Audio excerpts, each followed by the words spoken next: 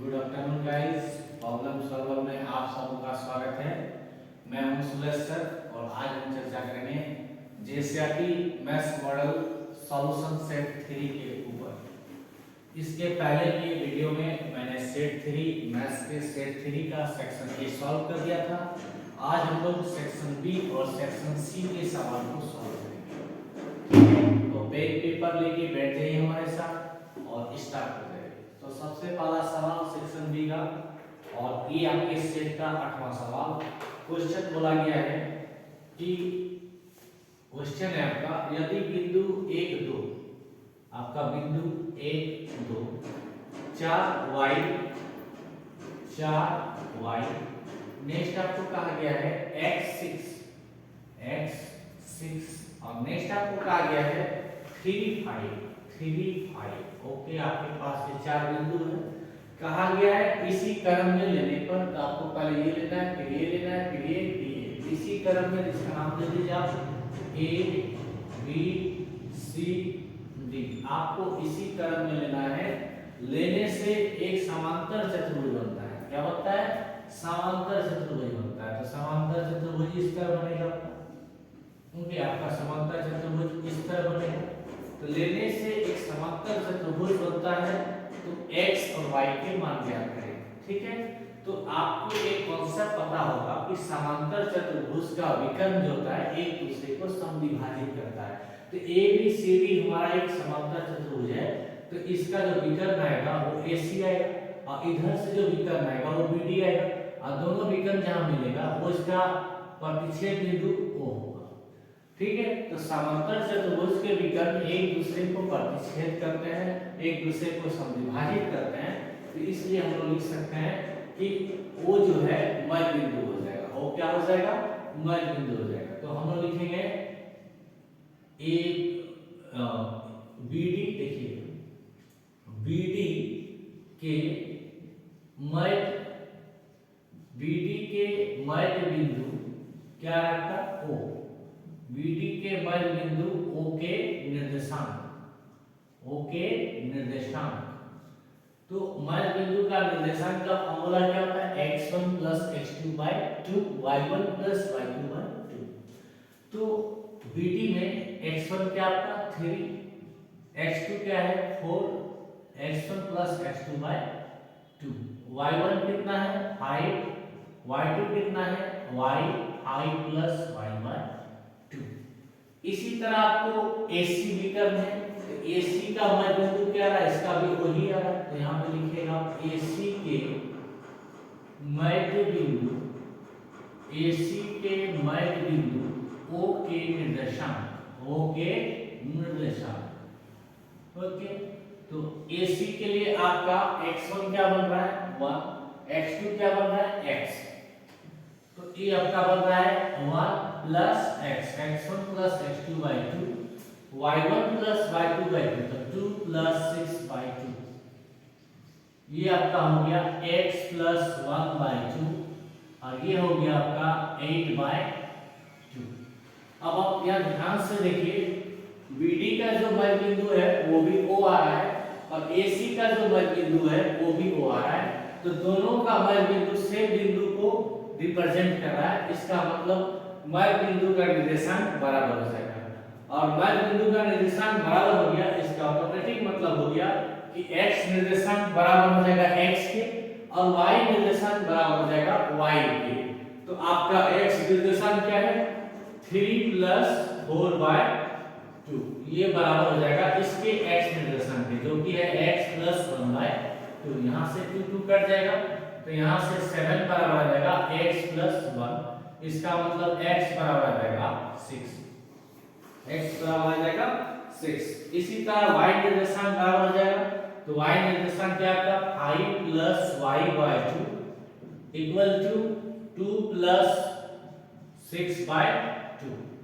Okay, तो ये आपका 2 2 कैंसिल हो जाएगा। तो 5 + y बराबर आ जाएगा 8। तो यहाँ से आपका y आ जाएगा 8 - 5 3। तो x बराबर 6, y बराबर 3 इस क्वेश्चन का सॉल्यूशन हो जाएगा। इसका स्क्रीनशॉट ले लीजिए, फिर मैं क्वेश्चन नंबर 9 की ओर बढ़ूंगा। अब हम लोग बात करते हैं क्वेश्चन नंबर 9 की। क्वेश्चन नंबर 9 कहता है उस त्रिभुज का क्षेत्रफल ज्ञात करें जिसके शीर्ष a1 - 1। तो आपका पहला शीर्ष है a1 - 1। त्रिभुज बनाना है तो एक पॉइंट भी यहां ले लीजिए। ओके, इसका निर्देशांक है 4 6, लिख दीजिए 4 6। और नेक्स्ट आपको बोला गया है c -3 - 5। यहाँ पे c लिख दीजिए -3 - 5। ओके, अब इसको आप मिला दीजिए इस तरह।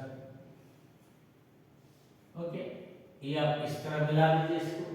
तो आपको त्रिभुज का क्षेत्रफल निकालना है। त्रिभुज का क्षेत्रफल निकालना है। इसको थोड़ा सामने लिख देता हूं c -3 - 5। तो आपको पता है त्रिभुज का क्षेत्रफल क्या होता है। त्रिभुज का क्षेत्रफल half x1 y2 - y3 plus x2 y3 - y1 plus x3 y1 minus y2। याद कैसे रखना है 1 2 3 2 3 1 3 1 2। ओके, वैल्यू बैठा दीजिए आप। आपका x1 क्या है 1, y2 क्या आपके पास 6 माइनस y3 -5, तो ये +5 प्लस x2 आपके पास क्या है 4, y3 क्या है -5 माइनस y1 +1 प्लस x3 आपके पास क्या है -3, y1 क्या है आपके पास -1 और माइनस का y2 -6। ओके, मैंने a को x1 y1 माना है, b को x2 y2 माना है, c को x3 y3 माना है। ओके, इसे यहाँ पे लिख दीजिए बराबर 6 5 11 11 1 11 -5 + 1 -4 4 गुना 4 -16। और नेक्स्ट आपका -1 -6 -7 7 गुना -3, ये आपका हो गया 21। ओके, इसको आगे सॉल्व कीजिए आप 1/2। आपका 21 में 16 जाएगा तो 5 आएगा, 11 में 5 जुटेगा तो 16 आएगा। ओके, इसका कैलकुलेशन कीजिए कितना आ रहा है 8। ओके, जो भी हो एक बार कैलकुलेशन फिर से मिला लेते हैं। उस त्रिभुज ABC का क्षेत्रफल ज्ञात करें जिसके शीर्ष 1 - 1 B 4 6 और C -3 - 5। तो ये हमारा x1 y1 x2 y2 x3 y3। Okay, हमारा x1 क्या है यहाँ पर लिख देता हूँ एक बार। x1 है मेरे पास 1, y1 है -1, x2 है हमारे पास 4 और y2 है हमारे पास 6, हमारे पास x3 है -3 और y3 है हमारे पास -5। तो आपको ये निर्देशांक लिख लेना है और यहाँ पे त्रिभुज का फॉर्मूला लगाना है half x1 y2 - y3 plus x2 y3 - y1 plus x3 y1 - y2। Okay, 1 2 3 2 3 1 3 1 2 value रखना है 1/2। देखिए x1 का वैल्यू था 1, y2 - y3 6 प्लस 5 हो गया प्लस x2 आपके पास 4 और यहाँ पर y3 अच्छा यहाँ पे आपका y3 - y1 तो y3 -5 और -y1 तो ये आपका क्या हो गया +1। ओके, अगेन आप यहाँ पे देख लीजिए x3 कितना आपके पास -3 y1 - y2 तो y1 है आपके पास -1 और y2 आपके पास -6। अब इसको आप कैलकुलेट कीजिए 6 5 11 11 1 11। यहाँ पे देखिए माइनस प्लस माइनस -4 × 4 -16 और -1 -6 -7 × -3 ये आपका आ गया 21। अब आपका 21 देखिए यहाँ पे 11 से 16 घटाइए या फिर 21 11 का जोड़ दीजिए आप। तो 1 1 2 और 2 1 3 32 32 -16 कितना आ जाएगा 16 और 16 का आधा कितना आएगा 8। तो इसका आंसर हो जाएगा 8 वर्ग। कितना आपके पास 8 क्षेत्रफल बोला गया ना तो 8 वर्ग मात्रा कर दीजिए इसको 8 वर्ग मात्रा। ठीक है, आई थिंक आपको समझ में आ गया होगा मैंने क्या क्या नहीं किया बता दिया। तो क्वेश्चन नंबर 9 का स्क्रीनशॉट ले लीजिए आप, ठीक है। चलिए अब हम लोग बात करते हैं क्वेश्चन नंबर 10 के ऊपर। ओके, क्वेश्चन नंबर 10 कहता है सर्कस का एक कामगार है, 20 मीटर लंबी एक डोरी पर चल रहा है जो अच्छी तरह से तनी हुई है तथा खंभे एक शिखर से बंधी हुई है। ओके, तो ये आपका देखिए खंभा है। ओके, ये आपका खंभा है, मान लीजिए आपका खंभा ए बी है। तो इस खंभे से एक रस्सी तना हुआ है, एक रस्सी तना हुआ है, तो रस्सी को इस तरह तना हुआ है और इस रस्सी पर जो सर्कस का खेल दिखाने वाला है वो इस पे झूल रहा है। तो ये जो रस्सी है ये जमीन से जमीन में कोई खंभा है, खंभा के शीर्ष बिंदु से रस्सी कनेक्ट है, तो कहीं ना कहीं ये रस्सी जमीन के आधार के बिंदु को छुएगी, पार बिंदु को, तो इसको आप मिला दीजिए। ओके, ये आपका बिंदु सी है। अब क्वेश्चन में फिर से पढ़ देता हूं। सर्कस का एक कामगार 20 मीटर लंबी एक डोरी पर चल रहा है। तो 20 मीटर लंबी डोरी, तो 20 मीटर लंबी डोरी तो यही होगा ना, इसी पे वो कामगार अपना खेल दिखा रहा होगा, इस पे चल रहा होगा, दौड़ रहा होगा। और आगे क्वेश्चन में लिखा गया है जो अच्छी तरह से तनी हुई है, ठीक है, तथा एक खंभे के शिखर से बंधी हुई है। ये जो रस्सी है इस खंभा के शिखर से बंधी हुई है। आगे होता है डोरी का भूमि से बना कोण 30 डिग्री है। ये जो आपकी डोरी है, ये जो आपका डोरी है और ये जो आपकी भूमि है, ये दोनों के बीच में कितने का कोण बनता है? 30 डिग्री का। कितने का? 30 डिग्री का। तो क्वेश्चन पूछता है खंभे का ऊंचाई ज्ञात करें, खंभे का ऊंचाई ज्ञात करें। तो आपको मान लेना है कि खंभा का ऊंचाई क्या है? AB है। AB आपका क्या है? खंभे की ऊंचाई है, खंभे की ऊंचाई है। तो आप गौर से देखिए समकोण त्रिभुज आपको क्या दिख रहा है? ABC में। ओके, आपके पास AC गिवन है, AC गिवन है 90 डिग्री के जो अपोजिट में रहता है उसको हम लोग कर्व कहते हैं, यानी आपको H मालूम है और आपको क्वेश्चन में AB निकालने बोला गया है। तो 90 डिग्री जिस पे खड़ा रहता है उसको आधार करते हैं और 90 डिग्री जो बनाता है उसको हम लंब कहते हैं। तो क्वेश्चन में आपको लंब का जरूरत है, तो लंब और कर्ण का आधार किस त्रिकोणमितीय अनुपात में होता है? sin थीटा में होता है। किसमें होता है? sin थीटा में होता है। तो यहाँ पे आपको sin थीटा लगा देना है, sin 30 डिग्री। sin 30 डिग्री क्या होता है? 1/2। लेकिन आपके आकृति से sin 30 क्या हो जाएगा? p/h, मतलब AB बटा AC, AB बटा AC, AB बटा AC कितना आ जाएगा? 1/2। आपके क्वेश्चन में AB निकालना है, तो AB बराबर क्या आ जाएगा? AC बटा 2। और AC आपके पास कितना है? 20 मीटर, तो 20 बटा 2, तो आंसर कितना आ जाएगा? 10 मीटर। यानी वो जो सर्कस वाला आपको खेल दिखा रहा है, जो 20 मीटर रस्सी को जो झूला रहा है या टना रहा है या तना रहा है, वो आपके इस खंभे पर उस खंभे से कर रहा है जिसका लंबाई 10 मीटर है। तो इस क्वेश्चन का सॉल्यूशन है 10 मीटर। इसको आप स्क्रीनशॉट ले लीजिए या फिर नोट डाउन कर लीजिए। चलिए अब आगे हम लोग चलते हैं क्वेश्चन नंबर 11 पर। क्वेश्चन नंबर 11 ये आपका त्रिकोणमिति से सवाल पूछा गया है। क्वेश्चन पूछा गया यदि tan 2a बराबर, tan 2a बराबर, ओके अच्छा से लिख देता हूं पर, tan 2a बराबर, ये आपके क्वेश्चन में दिया गया है cot a minus 18, cot a minus 18, tan 2a बराबर दिया गया है cot a minus 18 डिग्री। यहाँ पर 2a जो है न्यूटन, 2a क्या है? न्यूटन। आपके क्वेश्चन में पूछा गया है कि a का मान, a का मान क्या होगा? देखिए आपको मैंने बता रखा है कि कभी भी क्वेश्चन में tan cot रहे तो tan cot एक दूसरे का जानी दुश्मन होता है, ठीक है। तो tan cot कभी भी रहे तो आपको कॉम्प्लीमेंट्री एंगल का कॉन्सेप्ट यूज करना है, पूरा कोण वाला, मतलब tan और cot का बदलने के लिए 90 वाला कॉन्सेप्ट को आपको यूज करना है। तो देखिए आपको मैंने पढ़ाया था tan थीटा बराबर क्या होता है cot 90 माइनस थीटा। tan के जगह में आप cot लिख दीजिए और 2a के जगह में 90 डिग्री माइनस 2a लिख दीजिए। ओके, एलएचएस पार्ट को tan से cot बना दीजिए और दायां साइड आपका cot है उसको वैसे ही कर दीजिए। किसी एक साइड में चेंज करना है तो हमने बायां साइड चेंज कर दिया। ओके, तो cot a माइनस 18।